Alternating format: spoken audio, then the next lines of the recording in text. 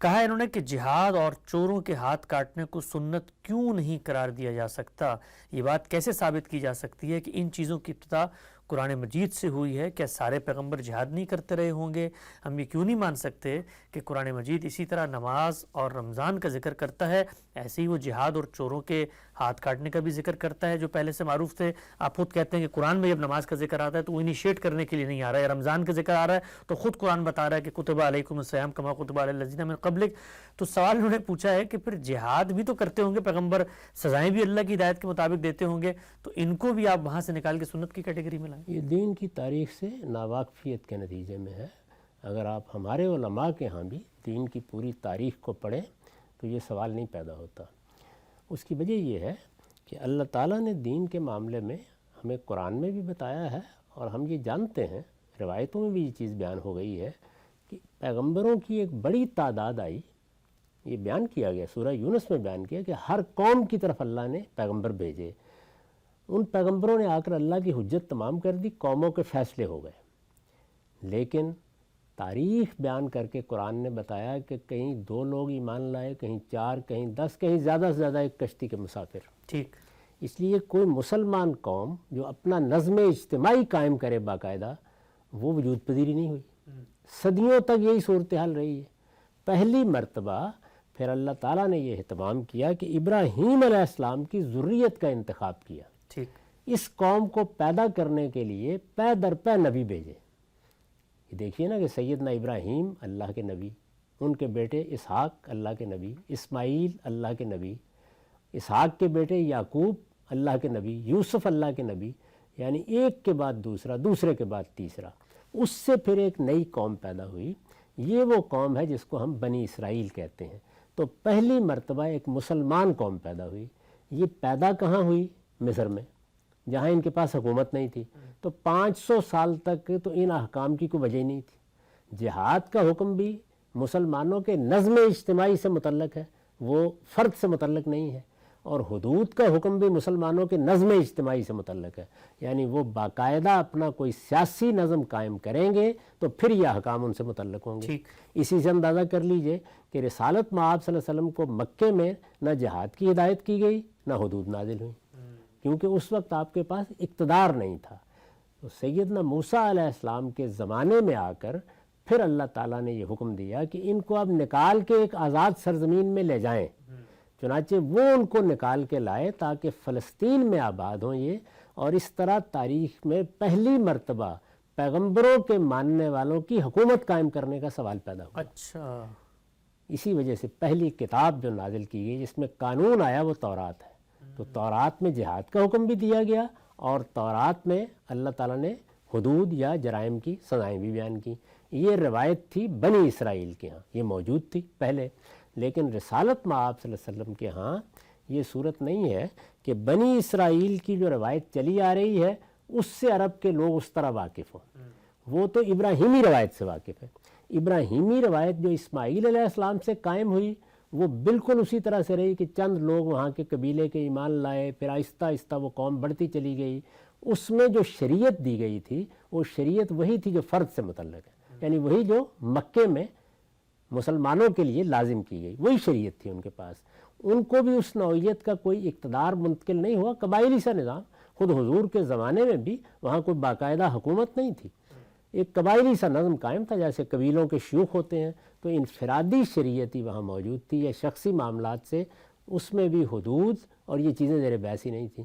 تو اسلام میں کیا طریقہ اختیار کیا گیا یا قرآن کے نزول کے موقع پر کہ وہ چیزیں جو دین ابراہیمی میں موجود ہیں ان کو تو حضور نے جاری فرما دیا، اس کو ہم سنت کے زیر عنوان رکھتے ہیں، اور وہ چیزیں جو دین ابراہیمی کی روایت میں مکے میں یا ام القریٰ میں یا جزیرہ نما عرب میں قریش کے لیے نامانوس تھیں، وہ قرآن نے پھر ابتداً بیان کی۔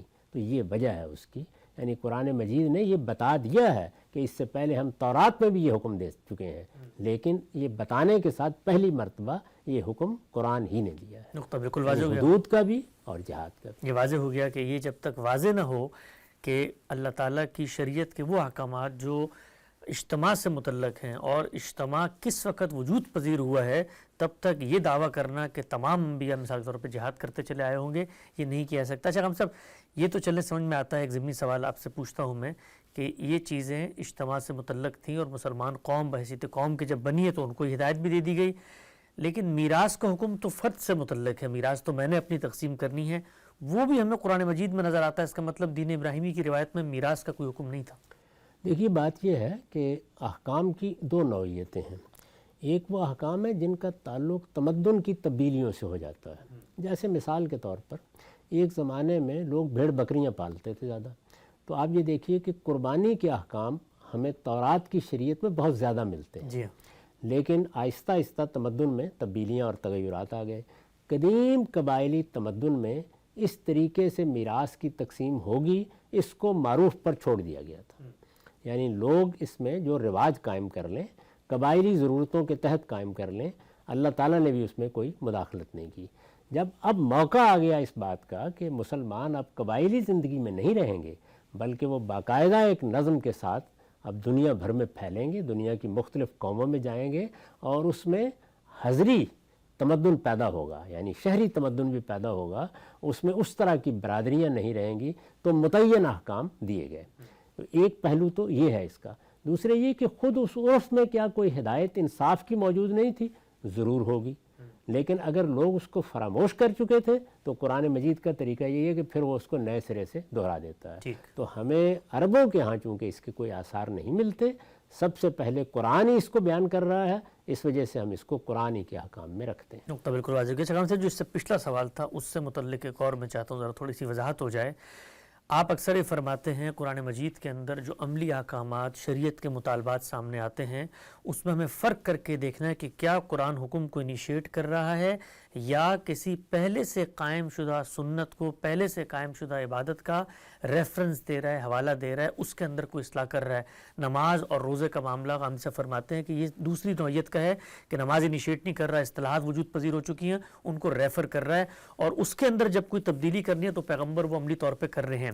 سوال غام صاحب آپ سے میں پوچھنا چاہتا ہوں یہ کیسے معلوم ہوتا ہے؟ مثلا جہاد ہی کی ہم مثال لے لیں، قرآن میں نماز کا بھی ذکر ہے، روزے کا بھی ذکر ہے اور جہاد کا بھی ذکر ہے. اب آپ کہتے ہیں جہاد قرآن مجید انیشیٹ کر کے بتا رہا ہے، تو اب 4 مقامات پہ جہاد زیر بحث آیا ہے. ایک پر اذن ہے، ایک پر فتنے کے خلاف لڑنے کی بات ہے، تیسری جگہ پہ جو ہے وہ اتمام حجت کے تحت، اور پھر آخر میں قیامت تک کی حتمی ہدایت دی گئی ہے. تو ایک مفکر کو، مفسر کو یہ معلوم کیسے ہوتا ہے کہ یہاں ہدایت پوری کی پوری انیشیٹ کر کے قرآن نے دے دی ہے اور یہاں پہ صرف ریفر کیا؟ قرآن مجید اس کو خود واضح کرتا ہے اور 2 پہلوؤں سے واضح کرتا ہے. ایک تو قرآن مجید جس جگہ کوئی حکم بیان کر رہا ہوتا ہے وہاں اس کا اسلوب بتا دیتا ہے. اچھا. دوسرے یہ ہے کہ قرآن اس کی تاریخ بھی سنا دیتا ہے. مثال کے طور پر روزے کے بارے میں بات شروع یہاں سے کی ہے کہ ایمان والو تم پر روزہ اسی طرح فرض کیا گیا جس طرح اس سے پہلی امتوں پر فرض کیا گیا تھا. تو گویا پہلے ہی جملے میں یہ بتا دیا کہ یہ کوئی نئی چیز نہیں ہے جو تمہیں آج دی جا رہی ہے.